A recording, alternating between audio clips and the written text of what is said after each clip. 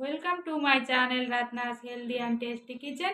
আজকে আমি আবার চলে এলাম একটা নতুন রেসিপি নিয়ে। বন্ধুরা, কেমন আছো সবাই? আশা করি সবাই ভালোই আছো। দেখো, আজকে আমি দেখাচ্ছি মাশরুম আর পনির দিয়ে রেসিপিটা। খুবই সুন্দর লাগে খেতে। আর নিরামিষ মানে পেঁয়াজ রসুন দিয়েই অবশ্যই, কিন্তু যারা ভেজ বা পেঁয়াজ রসুন খায় তাদের জন্য বা যে কোনো বা কেউ খেলে বাচ্চাদের বলো সবার জন্য খুব ভালো।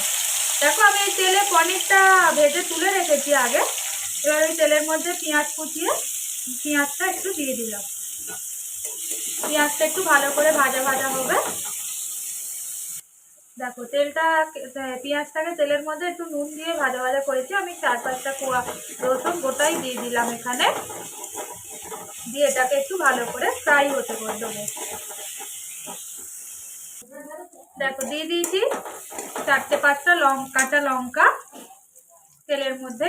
এবারে দুটো টমেটো আমি কুচিয়ে রেখেছি, ওটাকেও আমি আর এর সঙ্গে ভালো করে ফ্রাই করবো। এটাকে একটু ঢাকা দিয়ে দেবো, তাহলে টমেটোটাও ভালোভাবে হয়ে যাবে।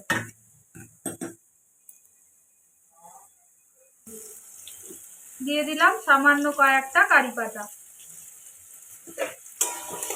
এবারে এটাকে ভালো করে নেড়ে চেড়ে আমি কিছুটা আদা চ্যাপারে ঘষে রেখেছি। তোমরা চাইলে মিক্সিতে পেস্ট করে আদা রসুন পেঁয়াজ অল্প সামান্য মিক্সিতে পেস্ট করেও দিতে পারো। এই আমি 1 চা চামচ আদা বাটা দিয়ে দিলাম। এবার তার সাথে দিয়ে দেবো মাশরুমটা। দেখো, ওই মাশরুমটা ভালো করে ধুয়ে গরম জলে প্রথমে ধুয়ে তারপরে ভালো করে জলে ধুয়ে রেখেছি। আর এরম করে সাইডে কেটে কেটে রেখে দিয়েছি। মাশরুমগুলো দিলাম। এবার পরিমাণ মতো দিয়ে দেবো নুন আর সামান্য একটু হলুদ। নুন হলুদ দিয়ে ওটাকে ভালো করে কষাতে হবে।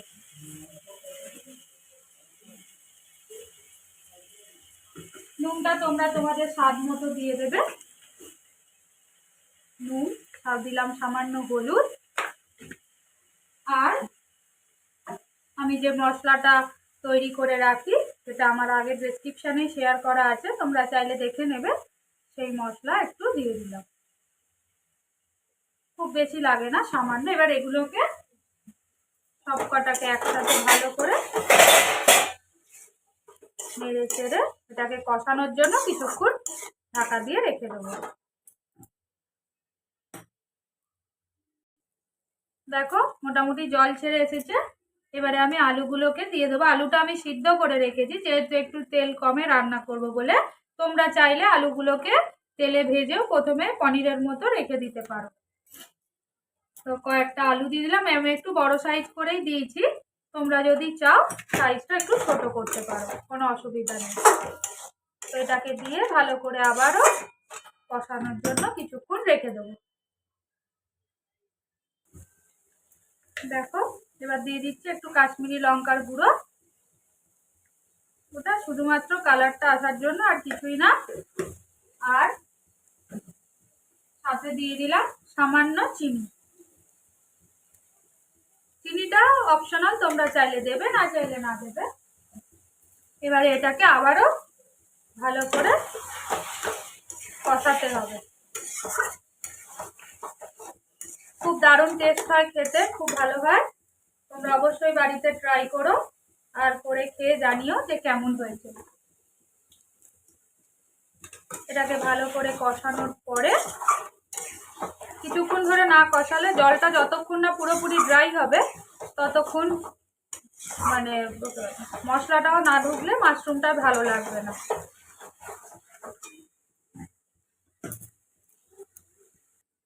দেখো, মোটামুটি কষানো হয়ে গেছে, একদমই জল টেনে নিয়েছে। এবারে আমি ওই পনিরটা নুন জলে ভিজিয়ে রেখেছিলাম। পনিরটা না নুন জলে ভিজিয়ে রাখলে পনিরের মধ্যে নুনটাও ঢোকে আর পনিরটাও শক্ত হয়। তো সেই জলটাই এখানে দিয়ে দিলাম, অ্যাড করে দিলাম। পনিরটা আর একটু পরে অ্যাড করব।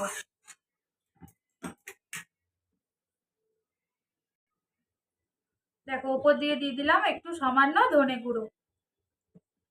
খুব সামান্যই দেবে, আমি এখানে 1/2 চা চামচ ধনে গুঁড়ো অ্যাড করলাম। আর মশলা তো তোমরা দেখলেই, আগেই দিয়েছি। আর টেস্টের জন্য ওপর থেকে এটা তেলে দিলেও হতো, জাস্ট আমি 2-4টে মৌরি এখানে দিয়ে দিলাম, দিয়ে এটাকে ভালো করে ফুটতে টাইম দেবো। এটাকে একটু নেড়ে চেড়ে ঢাকা দিয়ে দেবো কিছুক্ষণ সিদ্ধ হওয়ার জন্য।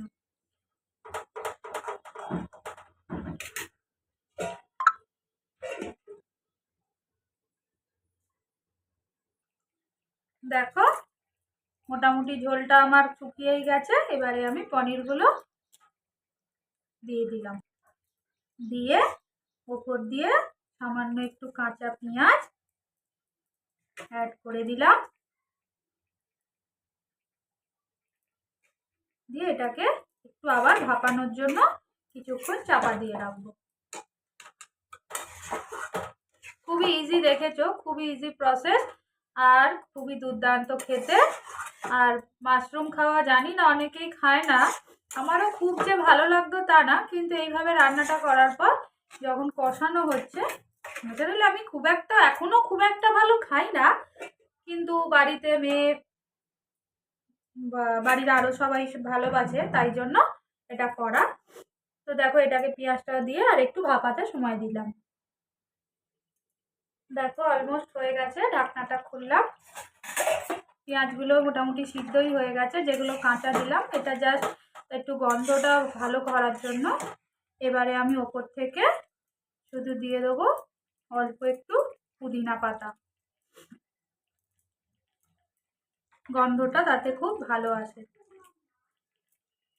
পুদিনা পাতাটা দিয়ে সামান্যই দিতে হয়, খুব বেশি দিলে তিতো হয়ে যাবে, সামান্য দিয়ে একটু ভালো করে নেড়ে চেড়ে আবার ঢাকা দিয়ে খুব বেশিক্ষণ না, অল্প সময়ের জন্য ফুটলেই গ্যাসটা বন্ধ করে দিতে হবে। একটু ঢাকা দিয়ে দিলাম, একটুখানি সময় ফোটালাম। দেখো রেডি হয়ে গেছে আজকে পনির আলু মাশরুম দিয়ে খুব ইজি প্রসেসে মাংসের মতো একটা রান্না। বাড়িতে অবশ্যই ট্রাই করো আর খেয়ে অবশ্যই জানিও কিন্তু কেমন হয়েছে রান্নার রেসিপিটা। তো আজকের মতো এখানেই শেষ করলাম ভিডিওটা। আর হ্যাঁ, কমেন্ট বক্সে কমেন্ট করতেও ভুলো না কিন্তু, চ্যানেলটা অবশ্যই সাবস্ক্রাইব করে দিও। টাটা। আমার রেসিপিসগুলো যদি আপনাদের ভালো লেগে থাকে তাহলে অবশ্যই সাবস্ক্রাইব, শেয়ার অ্যান্ড কমেন্ট করবেন।